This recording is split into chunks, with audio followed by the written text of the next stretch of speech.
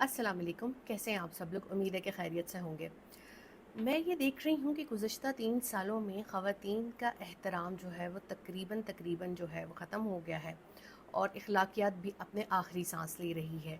जिस तरीके से अखलाकियात की धज्जियाँ उड़ाई गई हैं उसकी पहले मिसाल नहीं मिलती।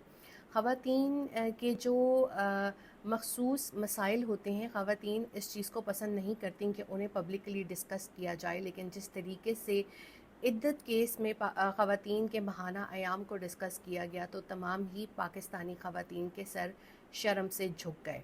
बात सिर्फ यहाँ तक नहीं रुकी कि हमने ये सोचा कि अभी शायद अखलाकियात दोबारा से हमारे मुल्क में ठीक होने लग गई है, या बहनों बेटियों को छोड़ दिया गया है, बहनों बेटियों माओं तक बात नहीं जाएगी क्योंकि वो सांझी होती हैं। लेकिन कल फिर एक अजीबो गरीब दरख्वास्त दायर हुई, उसको तो उसी वक्त जो है वो डिस्पोज़ ऑफ कर देना चाहिए था, लेकिन हैरत की बात है कि नहीं हुई। और इस दरख्वास्त में जो है वो इमरान खान और उनकी अहलिया के अज़दवाजी ताल्लुकात के हवाले से जेल में जो है वो सहूलत मुहैया करने के बारे में पूछा गया है, जिससे किसी मुहिब्बे वतन शहरी के जज्बात मजरूह हो रहे हैं। मुझे ये समझ नहीं आ रही कि किसी शख्स की इज़दवाजी ज़िंदगी से किसी तीसरे शख्स का क्या ताल्लुक़ है।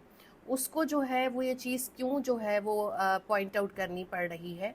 क्या हमारे मुल्क में अखलाकियात ख़त्म हो गई है, और हमारे मुल्क में जिस तरह मेरा जिस्म मेरी मर्ज़ी डिस्कस हो रहा था, उसी तरीके से मेरा इल्ज़ाम मेरी मर्ज़ी के तहत जो है वो मुकदमे होंगे।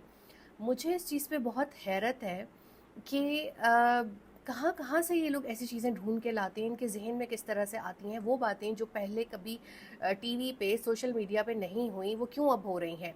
8 बजे और 9 बजे का वक्त ऐसा होता है कि तमाम ख़ानदान मिल के जो है वो बैठ के टीवी देखते हैं।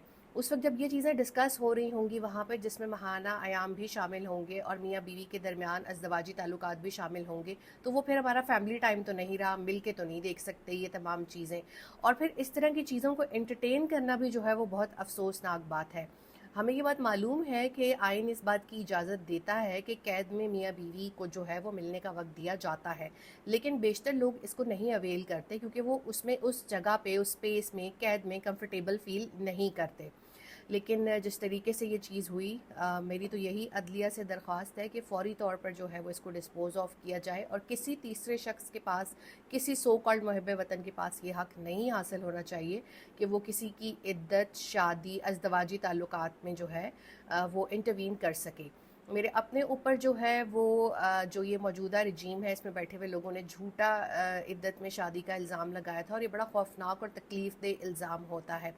लेकिन मैंने उसके बाद ये महसूस किया कि अल्लाह ताला ने मुझ पर तो जो है वो अपनी रहमत, इज़्ज़त, इनामात की बारिश की, लेकिन जो इल्ज़ाम लगाने वाले थे वो उस वक्त भी ज़लील व रुस्वा थे, वो आज भी ज़लील व रुस्वा है। ना उस वक्त उनकी कोई इज़्ज़त थी, ना अभी उनकी कोई इज़्ज़त है।